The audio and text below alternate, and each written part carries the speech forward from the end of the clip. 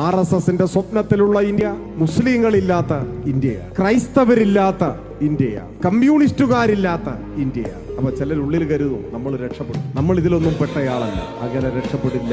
അതാണ് സമീപകാല അനുഭവം. നിങ്ങൾ നോക്കൂ, നരേന്ദ്ര ദാബോൽക്കർ മുസ്ലിമാണ്, ക്രിസ്ത്യാനിയാണ്, കമ്മ്യൂണിസ്റ്റ് നേതാവാണ്, ഒന്നുമല്ല. പക്ഷേ ഒരു നരേന്ദ്ര ദാബോൽക്കർ മാത്രമല്ല, ഗോവിന്ദ പൻസാരി, കൽബുർഗി, ഗൗരി ലങ്കേഷ്, ശാന്തനു ഭൗമി, ജസ്റ്റിസ് ലോയ, RB ശ്രീകുമാർ, സഞ്ജീവ് ഭട്ട്, ഞാൻ ഈ പറഞ്ഞവരിൽ ഏറെ പേര് ഇതിനോടകം കൊന്നു തള്ളപ്പെട്ടു. ചിലർ തുറങ്കിലടക്കപ്പെട്ടു. സഞ്ജീവ് ഭട്ട് ഇപ്പോഴും ചെയ്യും. എന്താണ് തെറ്റ്?